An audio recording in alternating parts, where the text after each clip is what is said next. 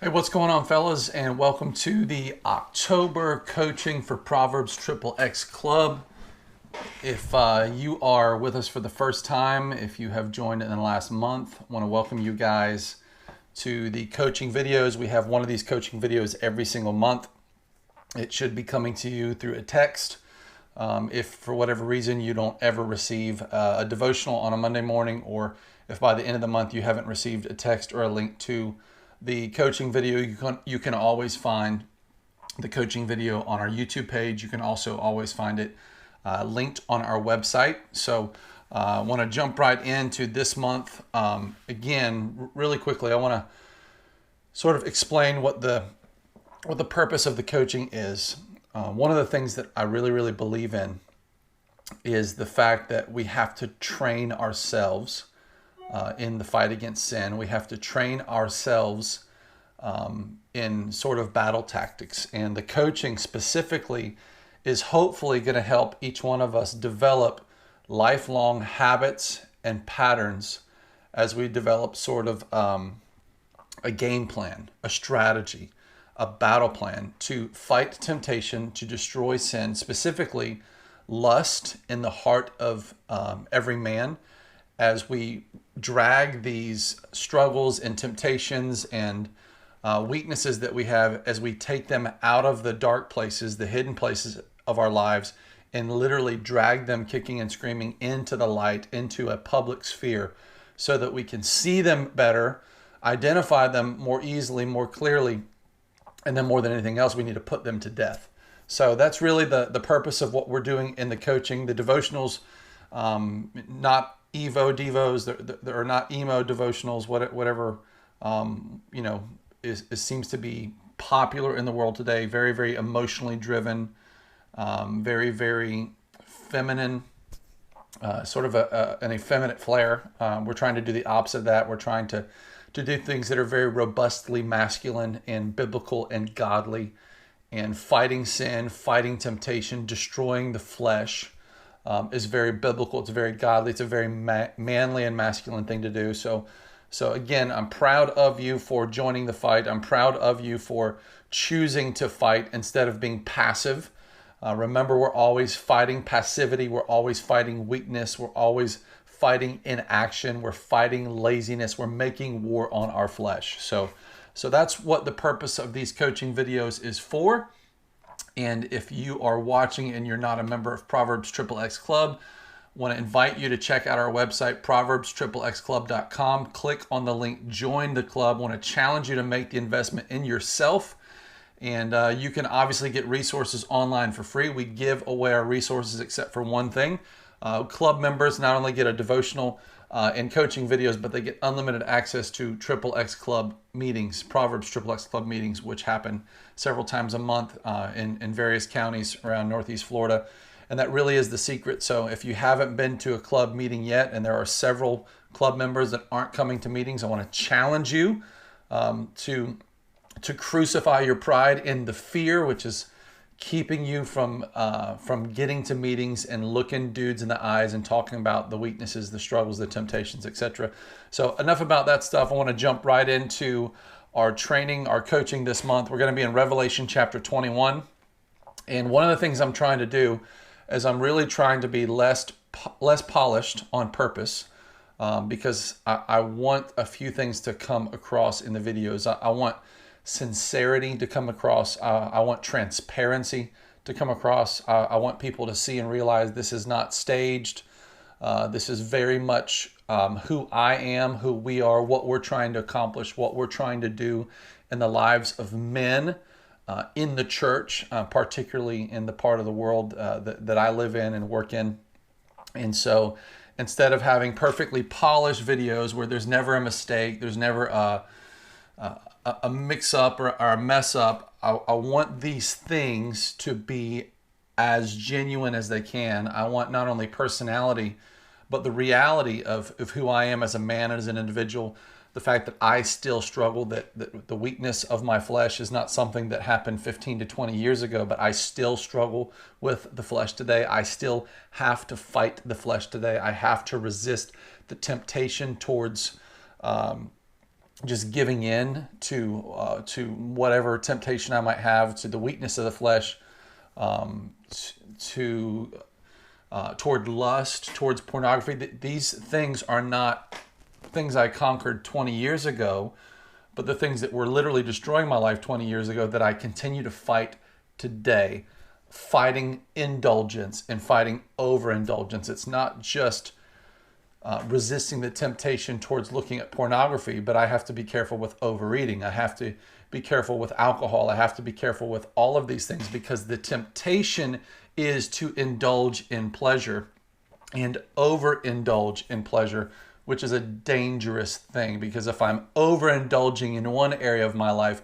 most likely I'm going to be overindulging in many areas of my life. So that being said, Revelation 21, had an interesting conversation with a club member, with a friend the other day. We were talking about the book of Revelation. This is certainly not part of the training or coaching for this month, but we were just talking about the meaning of Revelation. There's a lot of confusion on the book of Revelation, especially since we are coming out of a culture that was very much dispensational, premillennial, Tim LaHaye left behind thinking on the book of Revelation. If you're curious about any of those things, I'll just put this out. I am a post-millennialist. I'm a partial preterist. I look at the book of Revelation in the Bible as primarily being past tense, not reading it looking forward to things that are happening in most instances in most of the text, but rather things that were fulfilled in the first century. So if you're curious about that, would love to have a conversation with you about that, or maybe pique your interest to begin to look at some things that might point you in a different direction when it comes to the book of Revelation. That's a side note, but I do want to read a couple verses from Revelation 21, verses 1 through 8, and we'll jump right in here. It says this, it says, "Then I saw a new heaven and a new earth, for the first heaven and the first earth had passed away, and the sea was no more. And I saw the holy city, New Jerusalem, coming down out of heaven from God, prepared as a bride adorned for her husband. And I heard a loud voice from the throne saying, Behold, the dwelling place of God is with men. He will dwell with them, and they will be his people, and God himself will be with them as their God. He will wipe away every tear from their eyes, and death shall be no more. Neither shall there be mourning, nor crying, nor pain anymore, for the former things have passed away." Check this out, verse 5. "And he who was seated on the throne said, Behold, I am making all things new." Maybe one of the most important phrases in all of the Bible. I would even go so far as to say it's the perfect statement of the gospel. Maybe the easiest, most basic, simplest form of the gospel that we see in the entire scriptures. Behold, I make all things new. It's a promise from Jesus that he's making everything new. Also, he said, write this down, for these words are trustworthy and true. And he said to me, it is done. I am the Alpha and the Omega, the beginning and the end. To the thirsty, I will give from the spring of the water of life without payment. The one who conquers will have this heritage, and I will be his God, and he will be my son. But as for the cowardly, the faithless, the detestable, as for murderers, the sexually immoral, sorcerers, idolaters, and all liars, their portion will be in the lake of fire that burns, in the lake that burns with fire and sulfur, which is the second death. And so there's a couple things I want to point out in this text, but if I was going to literally call it anything, I've sort of nicknamed this in my notes, Sierra Foxtrot Lima. We'll get to what that means here in a little bit, but Sierra Foxtrot Lima. And I want to start right out with verses 7 and 8. That's really the gist of where I want to concentrate our time this month in our coaching, is verses 7 and 8. Verse 7 says, the one who conquers will have this heritage, and I will be his God, and he will be my son. So immediately we have this idea of someone who conquers, a conqueror. I remember as a kid hearing about the conquistadors here in Northeast Florida. Literally a conqueror, someone who comes, who sees, who conquers, right? That's the old adage, I came, I saw, I conquered. Someone who conquers, someone who has fought and won. That's the idea that we're going for. That's what I want to be. I want to be someone who's conquering. I want to be a conqueror, especially considering the weakness in my flesh, considering the battles that I have faced my entire life. I don't want to sit back and be passive and lose those battles. I want to win those battles. I want to conquer. There are things that need to be conquered. There are things that need to be destroyed. There are things that need to be killed in my life. And so thinking about this, it says, the one who conquers will have this heritage. I will be his God and he will be my son. Think about this. I love these verses in the book of Luke. When a strong man fully armed guards his own palace, his goods are saved. Man, what a verse. When a strong man fully armed, okay, that's badass, guards his own palace, his goods are safe. But when one stronger than he attacks him and overcomes him, he takes away his armor in which he trusted and divides his spoil. Whoever is not with me is against me, and whoever does not gather with me scatters. Thinking about the idea of a conqueror, someone who's armed, someone who's able to withstand the attacks of enemies, someone who's able to defeat lesser foes, people who aren't armed the same way, people who aren't prepared the same way. There's a lot of strategies and things that we need to employ in order to be conquerors. There's a lot of things that we need to be prepared to do. There's training that needs to happen. There's preparation that needs to happen. There's tools that we need. There's all kinds of things that have to happen. We don't just show up and win, right? We don't just wake up and wing it and win the warfare and win the battles that we face every single day. We have to be prepared. And so the first thing I want to point out is this. A conqueror is someone who will receive an inheritance, right? It says, to the one who conquers, he will have this heritage. A heritage is literally something we receive, that we inherit from our Father. It's a family heirloom, a family jewel, a family treasure, whether it's land or a house or a kingdom, a legacy, something that we inherit from our fathers. And there are several things that a conqueror inherits or has a heritage of. Number one, there's a new heaven and a new earth. Much could be said at this later, but there has been an entire generation or two of misplaced thinking biblically about the idea that this world is not my home, I'm just passing through. I take issue with that phrase. Heaven is not my home, I'm just passing through. That's what Doug Wilson says, I believe, in his book, Heaven Misplaced. We are earth dwellers, land lovers. We will spend eternity here on the earth. The book of Revelation and the rest of the New Testament is clear on that. Heaven is a temporary place that we go to be with God after death, but we look forward to the resurrection, the new heaven and the new earth. That's part of our inheritance. The third thing, he says, dwelling with God. That's part of our heritage. We will be with God. God will be with us. We will be his people. He's coming to make his dwelling with us. Part of our heritage is the fact that tears and death and mourning and sorrow and pain will be taken away. They'll be destroyed. The renewal of all things. Behold, I'm making all things new. That's part of our heritage. That's part of not only what God is going to do one day, but that's the process of life that we're in as we build the kingdom of God. We're joining him in this work. He is allowing our participation in not only building his kingdom, but renewing all things and making everything new. We get unlimited access and supply to the water of life, which we don't fully understand what that means, but the idea, the imagery behind it, that it's going to satisfy, it's going to provide life.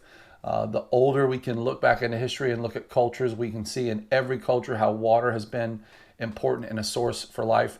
And then lastly, we inherit eternal sonship, where we will forever be known and have the title and the position, the place of being a son of God. That's what we are. That's what we receive as a conqueror.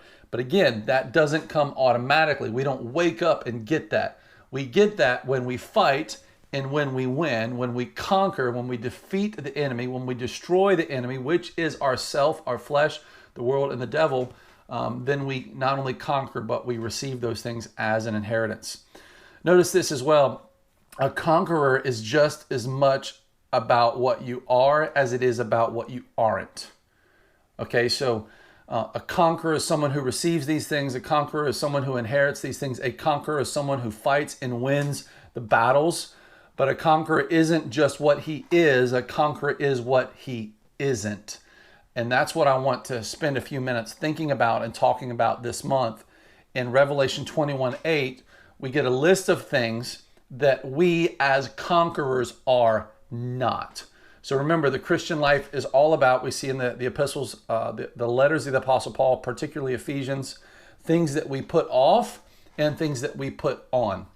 We put off first and then put on. So these things that are listed in Revelation 21:8, things that need to be put off of our lives, things that need to be removed, things that need to be taken out, taken away, and then other things need to be put on, namely being a conqueror, fighting and winning the war against the flesh and lust and pornography and all the things that it entails.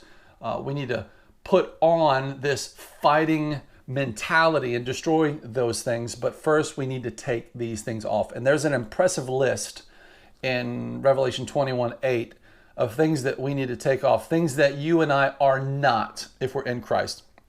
And just because we are not these things doesn't mean we can't fall into the trap of acting these things out and living these things out in our lives. So these are some of the things that we're going to war with so that we can become conquerors, to inherit the eternal life, to inherit this heritage from the Lord. And it's an impressive list. There's 8 things that are mentioned. I want to read the list quickly, and then I want to take note of several of them and point some things out. But it says in verse 21:8, but as for the cowardly, the faithless, the detestable, as for murderers, as for the sexually immoral, sorcerers, idolaters, and all liars, their portion will be in the lake that burns with fire and sulfur, which is the second death. Before we get into the list, notice this as well. Their portion is in the lake of fire that burns with sulfur. Their portion is in the lake that burns with sulfur and fire. That's the second death. These things deserve to burn. These things deserve to be destroyed. These things deserve to be killed. God will destroy these things forever and ever throughout eternity.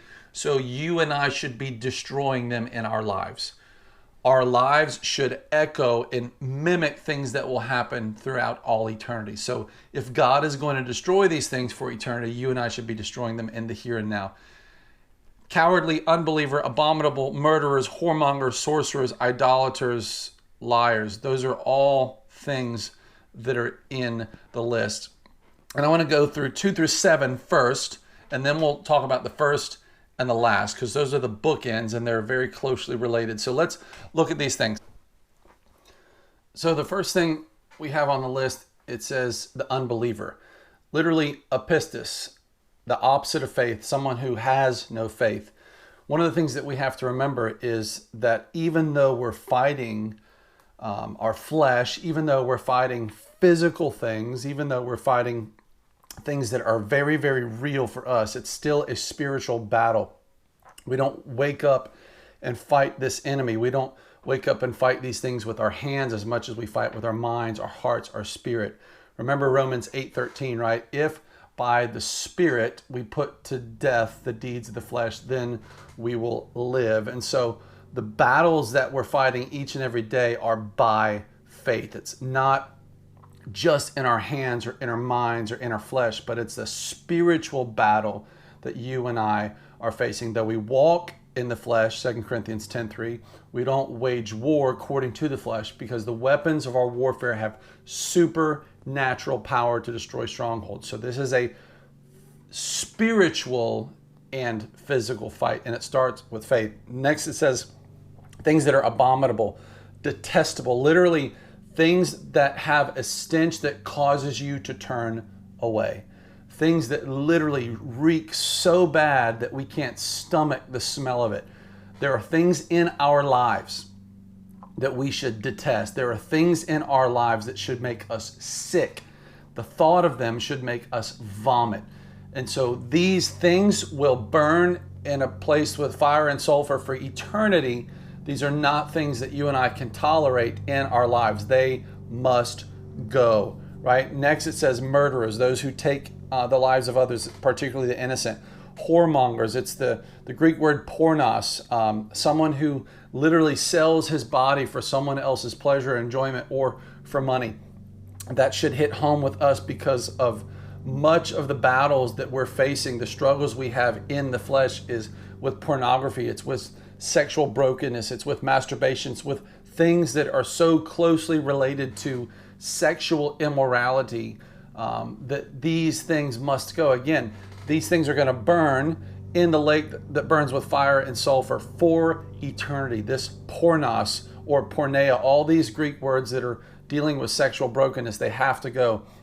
Next, sorcerers, people that are dabbling in even the dark arts or the black arts in order to receive things, whether it's selling their souls to the devil or some kind of demonic worship, or the whole witches, warlocks, that whole kind of approach, stuff that's evil, that has its source in the enemy, that has its source in wickedness and darkness and in rebellion. And then idolaters, people who love things above God, who love things more than God, who love the things that God has made more than the maker or creator of the things. And so those 6 things are packaged inside this list of things that are the opposite of a conqueror, or it's the things that a conqueror, a warrior, someone who's going to make war on their flesh, it's the things that you and I have to destroy. But bookending this list at the beginning and at the end are 2 things. Number 1, it starts with cowardly. Cowards. And the last thing it says, liars. And something that for my own life, I'm becoming less and less capable of stomaching in our culture, is the fact that we seem to have a culture full of cowards. And before you think I'm judging everyone else, that I'm also speaking for the cowardliness that also lies in me. The fear of acting, fear of speaking, fear of doing what's right because of someone else, something else. What will people think? What will people say? The fact that too many men, listen to me and hear me, too many men will refuse to even get help fighting their flesh and fighting this weakness because they are cowards. They refuse to admit the truth. They're afraid of what people will think. They're afraid of what's going to happen, what they could lose, whatever it is, the identity or the persona they've built with their whole life, their identity. They're afraid of losing that. And so as cowards, they don't even get help. They don't ask for help. Most men, 99% of men, won't get help with any kind of sexual brokenness until they're caught, until they're exposed. And so what I'm looking for is an entire generation of men that say, you know what, I don't care what people think. I want to be free. I'm going to act like a man. I'm going to admit my weaknesses and my failures and my shortcomings, and I'm going to go to war with these things. I'm not okay with these things being present in my life. So that's why I start every video with telling you guys, I'm proud of you because you're in the fight.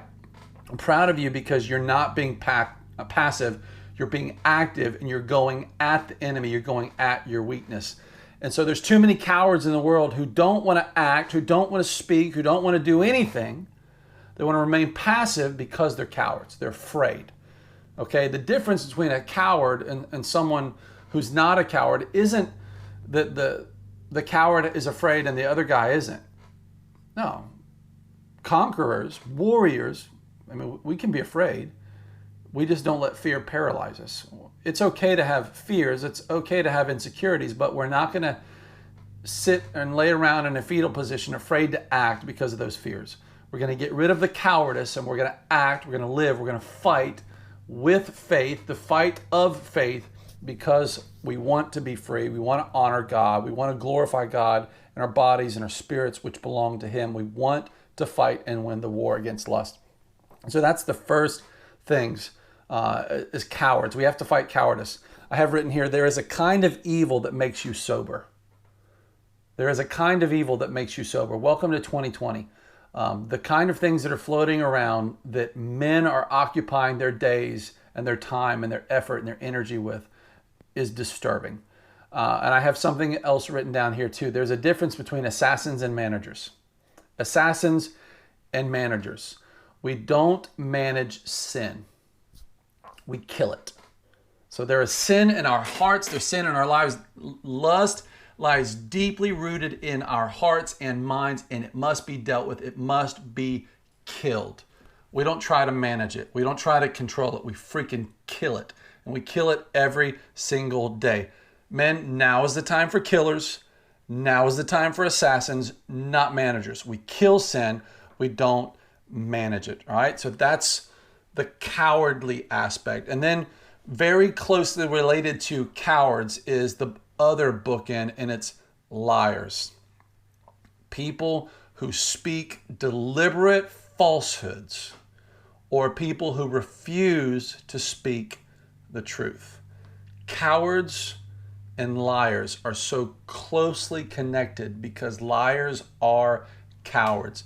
Men, too many of us, too many guys we know, and us at times, are so afraid of what other people think that they live a lie. They refuse to tell the truth about themselves. They refuse to tell the truth about their weakness. The overwhelming majority of dudes I talk to sometimes, when we talk about these things, lust, pornography, masturbation, all these things, are like, oh yeah, that's not my problem. Oh, that's not my issue. Too many guys. And the overwhelming majority of those dudes are lying.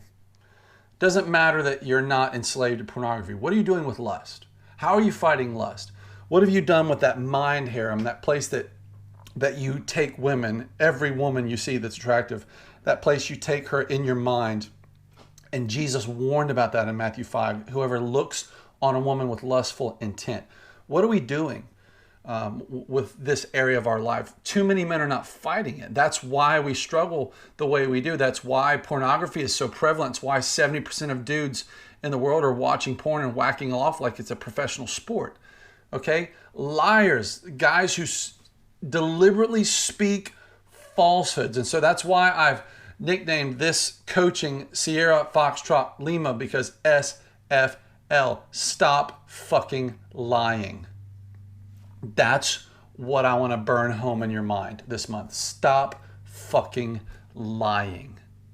Some of you may be offended by that. Some of you may not be offended by that. I hope someone is offended when they hear it, because I'd much rather us be offended by the reality of living in a world and a culture and a church where 70% of the men go home, watch porn, and play with themselves. And too many men are cowardly and afraid to say the truth, to speak the truth, to look at dudes in the eyes and say, this is a problem, this is a weakness, I have to stop, I have to quit, but I need help. What does the Bible say about lying?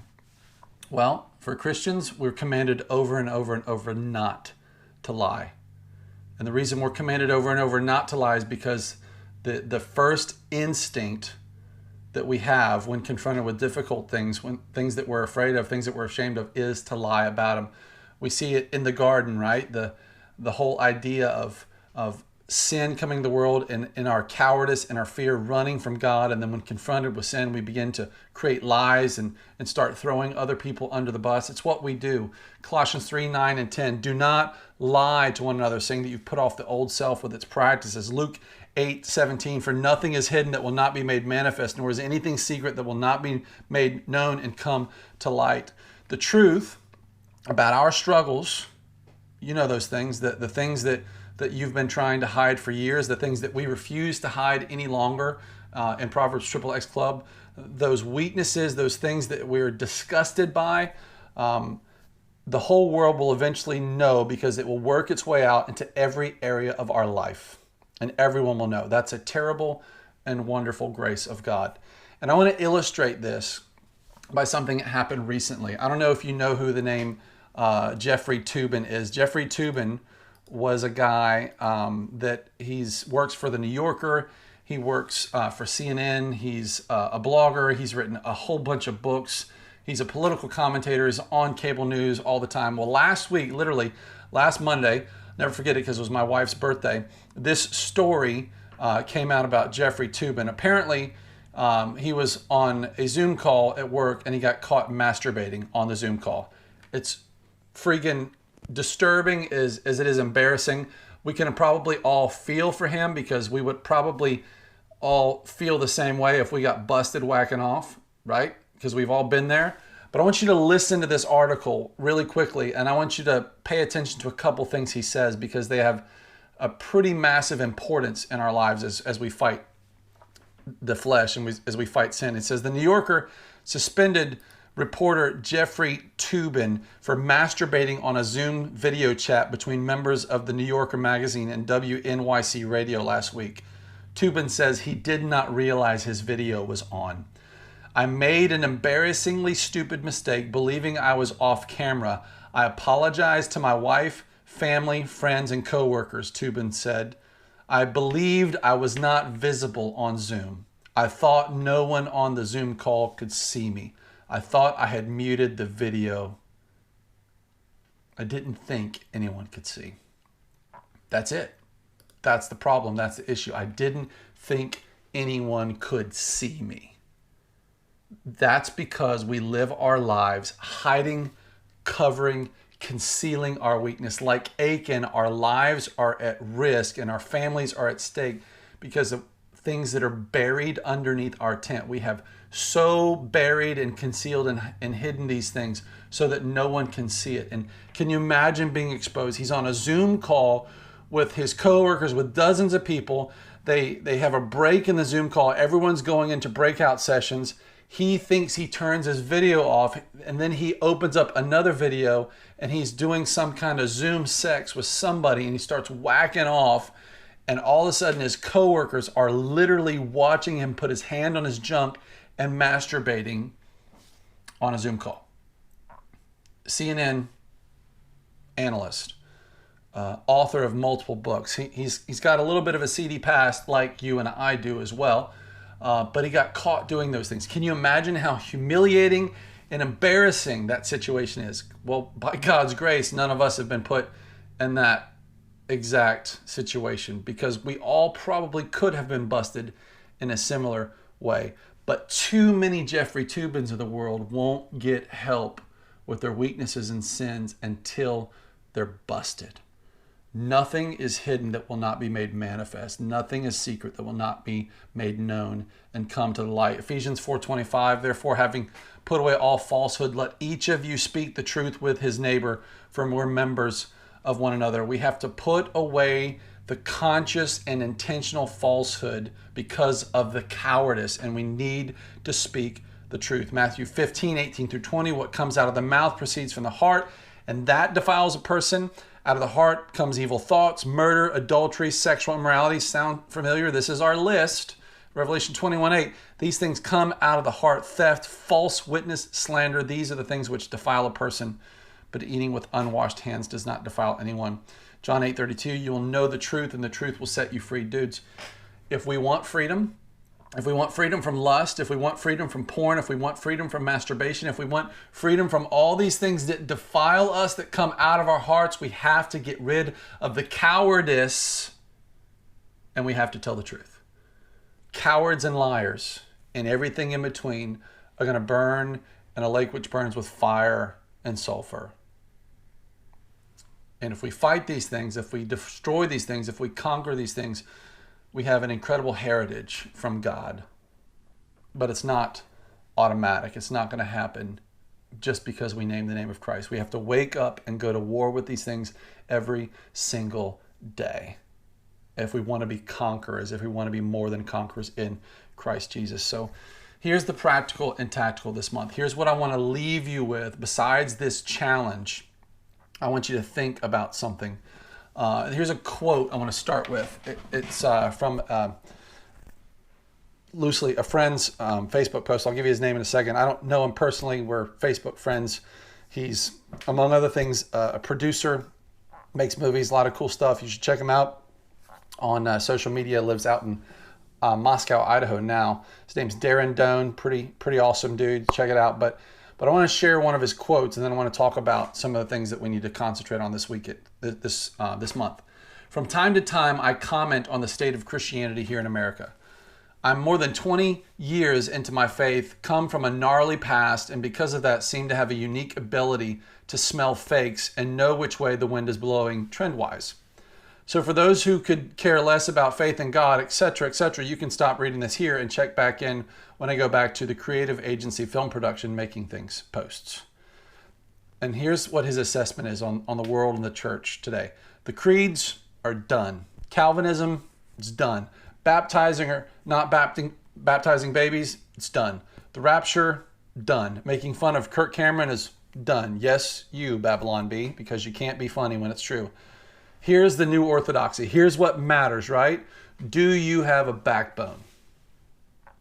You know, for generations, we've been arguing about different parts of theology, belief, all these things. And here's what he says. Here's what matters in 2020. Here's what matters. Do you have a backbone? You know what I hear? Are you or are you not a coward? Do you have the faith and the audacity enough to tell the truth? Or are you going to live a lie? Do you have a backbone? Dudes, here's what I want you to hear this month. It's time to grow a pair. It's time to reach down, make sure you're a man, make sure you're a dude. It's time for courage. It's time for truth. It's time to fight. It's time to be a conqueror. Figure out what needs killing in your life and kill it. Is it weakness? Kill that weakness. Is it fear? Kill fear. Is it temptation? Find ways to kill temptation if it means getting off internet, cell phone, cable, TV, all that stuff. No more iPhone. If whatever it means, you got to kill that temptation wherever it is. The secrets, you got to bring them to the light. You got to kill those secrets. Shame, insecurity, whatever thing that's a foothold in your life, you have to kill those things. The number one thing you and I need now is courage. We have to fight the flesh. We have to fight the battles we live and we face every single day. We do it with faith.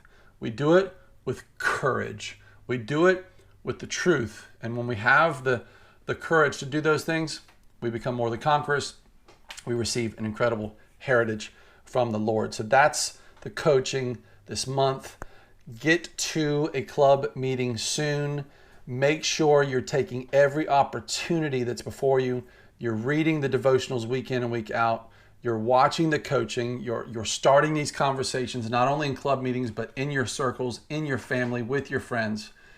And if there's anything we can do, feel free to reach out to us on our website. All our information's there, www.proverbstripplexclub.com. If you're interested in what we're doing, read up on us on our website. Lots of resources there. Join the club today.